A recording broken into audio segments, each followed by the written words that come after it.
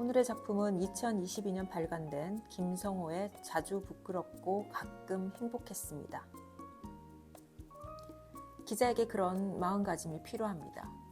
언론과 본인이 속한 조직, 자기 자신의 한계를 규정짓기보다는 무엇이든 가능하다는 믿음으로 방향타를 움직여야 합니다.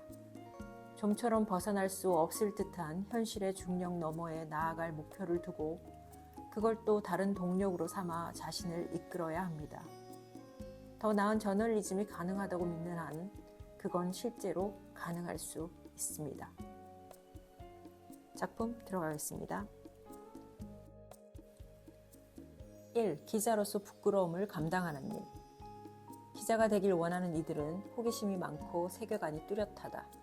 공익에 기여하려는 태도와 비판적 사고 또한 강하다. 하지만 저자는 현실의 기자들이 부끄러운 잘못을 거듭 되풀이하고 있다 말한다. 사실 바람직한 기자의 역할을 하기 위해 기자가 되었어도 그들이 직면한 현실은 그것이 어렵다. 자극적이고 재미있는 기사로 클릭수를 올리고 홍보 자료와 각종 보도 자료로 회사의 수익에 기여하려면 질적이고 가치 있는 기사라도 회사에 도움되지 않으면 외면받는 경우가 많다. 언론사치고 이런 상황에서 자유로운 곳은 몇 되지 않는다.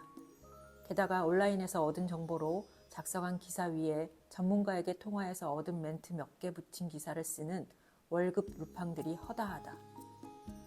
확인하지 않고 책임지지도 않는 언론의 보도 행태와 없었던 일을 있다 하고 있던 일을 없다 하는 나태와 무능, 때론 의식적으로 사실을 부풀리고 왜곡하기까지 한다. 물론 기자의 소임을 다하려는 성실한 기자들도 있다. 하지만 묵묵히 기자의 길을 가려는 이들의 의지와 소임을 지키는 것도 매일 도전을 받고 있다.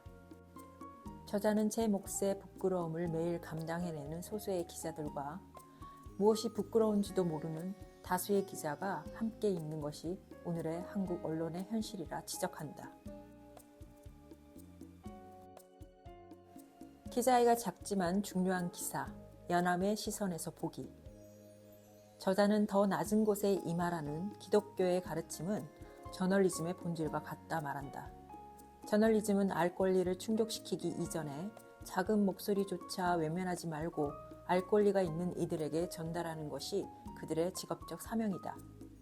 사실 어떤 문제는 해결하기 어려워서가 아니라 문제를 제기하는 이들이 약하다는 이유로 문제가 무시되는 경우가 있다. 그런 사안들은 작은 문제이며 기사거리도 안 된다. 당연히 대다수의 사람들은 자신이 겪지 않은 일에 공감하지 못하니 관심이 없다. 대중이 관심이 적으면 언론의 관심도 없다. 결국 언론은 저도 의식하지 못한 채 편파적으로 변하고 약자에게서 존재감을 잃어간다. 연함 박지원 선생은 허생전 양반전을 쓴 조선 후기 실학자이다. 그의 열하일기엔 누가 쳐다보지 않은 하찮고 천하고 작은 것도 허투루 대하지 않는 대목이 있다. 무릇 깨진 기와 조각은 천하 사람들이 버리는 물건일 뿐이다. 깨진 기와 조각도 내버리지 않고 활용하니 천하의 문체가 바로 여기에 있다. 연함은 무엇에도 시선을 두고 귀를 열면 제 나름의 총찰과 식견으로 가치를 분별하는 역량을 엿볼 수 있다고 말하는 대목이다. 저자는 값지고 화려하며 모두가 떠받드는 것만 바라보기 바쁜 이들에게 연함의 태도는 의미하는 바가 크다고 지적한다. 그것은 기자에게도 낮은 곳을 헤매고 투박하고 불편한 이야기에 먼저 귀를 기울여야 한다는 것과 그 책임을 저버리지 말아야 한다는 가르침을 주기에 충분하다 말한다. 사람들은 관심 갖지 않은 작은 곳에서 때로는 중요한 목소리가 들리기도 한다는 걸 결코 잊어서는 안 됩니다. 작은 관심이 누군가의 세상을 바꿀지도 모르니까요. 죄책감을 돈으로 사기. 훼손된 것은 결코 쉽게 돌아오지 않는다. 고귀한 것은 얻기 어려우나 읽기는 쉽다. 저자는 한때 EBS에서 방영된 심리 실험을 떠올린다. 듀크대 교수이자 심리학자 댄 에리얼리는 어린이집 한 곳을 대상으로 심리 실험을 했다. 부모가 아이들을 데리러 올 때 늦으면 10분마다 벌금을 부과하도록 한다. 벌금이 있으면 지각을 덜 하게 되리라는 기대감에서다. 웬걸 오히려 부모들의 지각이 훨씬 증가한다. 게다가 벌금 도입 전 죄책감을 느꼈던 부모들은 벌금 도입 후 죄책감을 느끼지 않는다. 도입 전 부모들이 아이들을 제 시간에 데리러 온 것은 죄책감 때문이다. 도입 후에 그들이 늦게 오는 일이 증가하는 것은 죄책감을 벌금으로 대체했기 때문이다. 더 흥미로운 지점은 벌금제를 폐지하고 나서다. 죄책감이 돌아올 것이라 여겼지만 죄책감은 돌아오지 않는다. 오히려 훨씬 더 늦게 데리러 오는 경우가 많았다. 신뢰는 무너지고 죄책감은 사라진다. 훼손된 귀한 것들은 쉽게 돌아오지 않는다. 저자는 기자가 가져야 하는 귀한 것들 또한 마찬가지라 말한다. 남의 기사를 베끼고 먼저 나온 기사를 무시하며 때로는 저널리즘까지 짓밟은 못난 욕망들이 단독이라는 명찰을 달고 독자와 만납니다. 그러나 현실의 어려움 앞에 무릎 꿇고 이상을 저버린다면 그는 좋은 기자도 좋은 인간도 될 자격이 없습니다. 기자가 끝내 지켜야 할 것은 저널리즘이지 관심이 아니기 때문입니다. 기자의 자긍심과 윤오영의 방망이 깎던 노인. 기자는 매일 오타와 비문과 싸워야 한다. 오타와 비문이 주는 피해는 눈에 드러나지 않는 반면 그것을 제거하는 데는 많은 품이 든다. 기자들이 기사 하나하나에 꼼꼼히 신경 써야만 질적으로 좋은 결과물이 나올 수 있다는 것이다. 저자는 이런 자세는 기자로서의 자긍심에서 비롯된다고 지적한다. 그는 윤호영의 수필 방망이 깎던 노인을 들어 자긍심이 왜 필요한지를 명확히 보여준다. 수필의 내용은 대충 이러하다. 윤 씨는 집에 돌아가던 길에 방망이 깎던 노인에게 방망이 하나를 깎아달라고 한다. 처음엔 빨리 깎는 것 같더니 날이 저물도록 방망이가 완성될 기미가 안 보이자 윤 씨는 방망이를 내놓으라 재촉한다.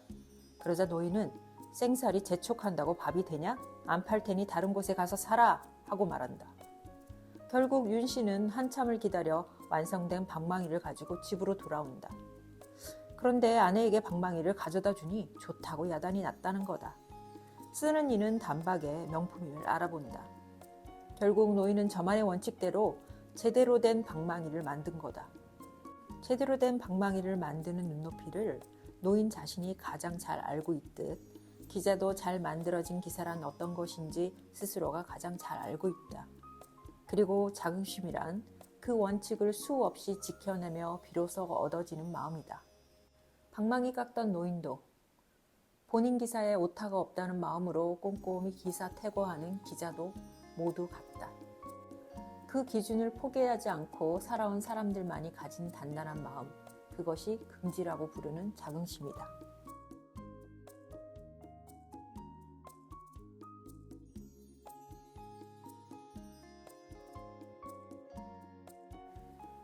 기자는 마음을 움직이는 궁금증과 애정을 가져야 한다. 저자는 기자란 직업이 마음의 열기, 따뜻함이 있어야 잘 해낼 수 있다고 말한다. 그리고 기자는 마음에 떠오르는 파장인 호기심보다 마음을 움직이는 궁금증이 호감보다는 애정이 더 어울리는 직업이다. 사실 기자가 하는 일이 아직 알려지지 않은 문제를 세상에 알리는 것이다. 그 문제가 모두 남의 일이다. 다른 이의 목소리를 참을성 있게 귀 기울이고 다시 쉬운 언어로 다른 이들에게 전달해야 한다.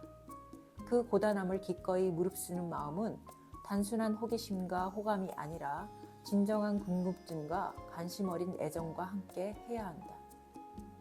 프랑스 여성 철학자 시몬 베유는 고통을 겪는 사람에게 관심을 보일 수 있는 능력은 매우 희귀하고 갖기 어려운 능력이다. 그건 거의 기적에 가깝다고 말했다. 사실 이런 점에서 기자들은 사회를 위해 꼭 필요한 귀한 미덕을 지닌 직업이라는 생각이 든다. 저자의 말처럼 기자는 보통 사람들보다 타인의 고통과 슬픔에 더 많은 관심을 가지고 다각도로 깊이 있게 들여다본다. 그리고 그 관심엔 인간에 대한 애정이 존재하지 않으면 냉랭한 팩트만 전달하는 정보일 수밖에 없다. 물론 감정이 휩쓸리지 않는 철저한 팩트 체크는 기본이다. 하지만 기사가 사회를 움직일 수 있는 힘을 가지려면 궁금증이라는 관심과 따뜻한 애정이 함께 해야 한다. 신기한 건 관심을 가질수록 더 큰 관심이 생겼다는 겁니다. 자꾸 들여다보면 관심이 생기고 관심이 가다 보면 애정이 되며 마침내는 그 애정으로 스스로를 감싸게 되는 겁니다.